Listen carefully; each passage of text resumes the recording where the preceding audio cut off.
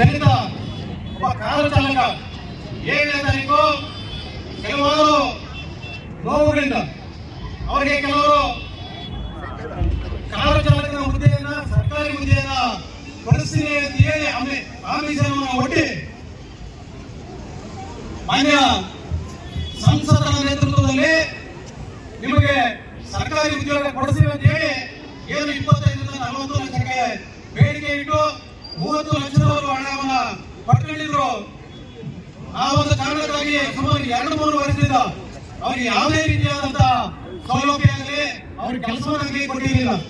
ಆ ಕಾರಣಕ್ಕಾಗಿ ಆ ಬಾಬು ಅನ್ನೋ ಒಬ್ಬ ಯುವಕ ಅನೇಕ ಕಡೆ ಸಾಲವನ್ನು ಮಾಡಿ ಅವರಿಗೆ 40 ಲಕ್ಷ ವಂಚಿಗಳನ್ನು ಕೊಟ್ಟಿರ್ತಾರೆ. ಇದನ್ನ ಬಡ್ಡಿ ರೂಪದಲ್ಲಿ ಕೂಡ ನಾವು ತೆಗೆದುಕೊಂಡು ಬಂದಿದ್ದಾರೆ. ಹಾಗೆ ನಾವು ಹಬ್ಬ ಆಕ್ಸಿಡೆಂಟ್ ಆಗಿ ಸತ್ತಂತ 13 ಲಕ್ಷ 11 ಲಕ್ಷ ಅವರು ಕೊಟ್ಟಿರ್ತಾರೆ. ಆದ್ರೆ 2-3 ವರ್ಷ ಆದ್ರೂ ಕೂಡ ಅವ್ರಿಗೆ ಸರ್ಕಾರಿ ಕೆಲಸ ಕೊಡ್ತಕ್ಕಂಥ ಕೆಲಸ ಇವ್ರು ಯಾರು ಮಾಡಿರಲಿಲ್ಲ. ಇವರು ಈಗ ಏನು ಆಮಿಷವನ್ನು ದುಡ್ಡು ತಗೊಂಡಿದ್ರು, ಇವರು ಇದೇ ಉದ್ಯೋಗ ಅಂತ ನಾವು ಕೂಡ ಭಾವಿಸಿದ್ದೀವಿ. ಇವರು ಮಾನ್ಯ ಪ್ರಭಾವಿ ಅಂತ ಹೇಳಿರ್ತಕ್ಕಂಥ ಒಬ್ಬ ಡಾಕ್ಟರ್ ಕೆ ಸುಧಾಕರ್ ಅವರ ಜೊತೆಯಲ್ಲಿ ಮಾತುಕತೆ ಮಾಡಿ ನೀವು ಉದ್ಯೋಗ ಪಡಿಸಿದಂತ ಈ ಹುಡುಗನಿಗೆ ಹೇಳಿ ಅವರ ಹಣವನ್ನು ಪಡ್ಕೊಂಡಿದ್ದಂಥದ್ದು. ಹಾಗಾಗಿ ಅವ್ರಿಗೆ ಯಾವುದೇ ರೀತಿಯ ಅನುಕೂಲ ಆಗದೆ 7ನೇ ತಾರೀಕು ಬೆಳಿಗ್ಗೆ ಅವರು ಮನೆಯಿಂದ ಬಂದಂತವರು ಜಿಲ್ಲಾಡಳಿತ ಭವನದಲ್ಲಿ ನೇಣಿಗೆ ಸಣ್ಣಾಗಿ ಆತ್ಮಹತ್ಯೆಯನ್ನು ಮಾಡ್ಕೊಂಡಿರ್ತಾರೆ. ಅವರು ಆತ್ಮಹತ್ಯೆ ಮಾಡ್ಕೊಂಡಿರ್ತಕ್ಕಂಥದ್ದು 4 ಪುಟಗಳಷ್ಟು ಡೆತ್ ನೋಟ್ ಅಲ್ಲಿ ಬರೆದಿದ್ದಾರೆ.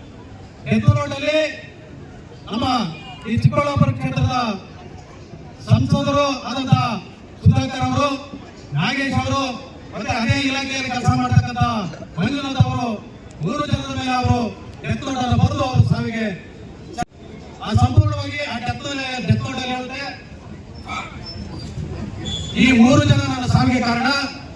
ಹಾಗಾಗಿ ಮಾನ್ಯ ಜಿಲ್ಲಾಧಿಕಾರಿಗಳಾಗಿರ್ಬೋದು, ಅಪರ ಜಿಲ್ಲಾಧಿಕಾರಿಗಳಾಗಿರ್ಬೋದು, SP ಆಗಿರ್ಬೋದು, ಕಾನೂನು ರೀತಿ ಕ್ರಮ ತಗೊಂಡು ನಮ್ಮ ಸಂಸಾರಕ್ಕೆ ಅನುಕೂಲ ಮಾಡಿಕೊಡ್ಬೇಕು ಅಂತ ಹೇಳಿ ಅವನು ನೇಣಿಗೆ ಶರಣಾಗಿದೆ.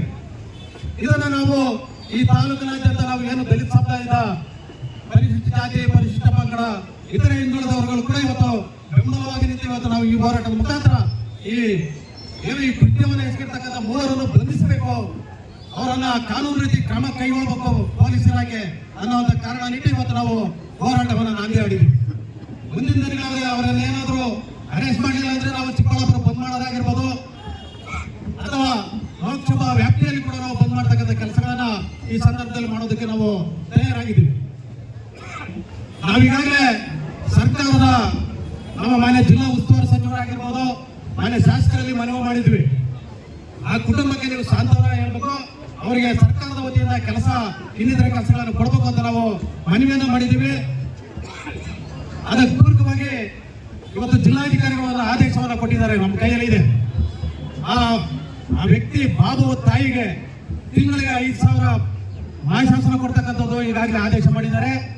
ಮತ್ತೆ ಸಮಾಜ ಕಲ್ಯಾಣ ಇಲಾಖೆಯಿಂದ 4.5 ಲಕ್ಷ